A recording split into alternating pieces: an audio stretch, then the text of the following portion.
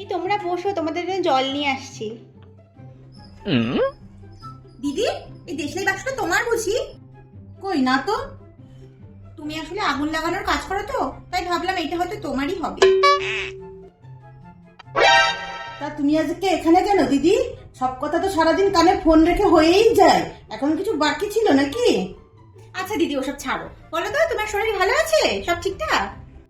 হ্যাঁ, এমনি তো সব ঠিক আছে, হাঁটুটাই মাঝে মধ্যে ভোগায়, তাই একটা মেয়ে রেখেছি এসে একটু কাজ টাজ করে দেয়। ও, ওই জন্যই ভাবি তোমার অর্ধেক মাথা লোকের ঘর ভাঙতে আসে কেন। আমি শুনলাম বিট্টুর বিয়েতে ফটোগ্রাফার নাকি তোমার ফটো তুলতে চায়নি।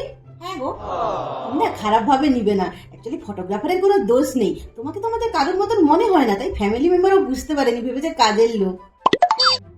বিট্টুর বাবা তোমাদেরকে টাকা দিয়েছিল, সেটা তোমরা কবে ফেরত দেবে গো? আসি।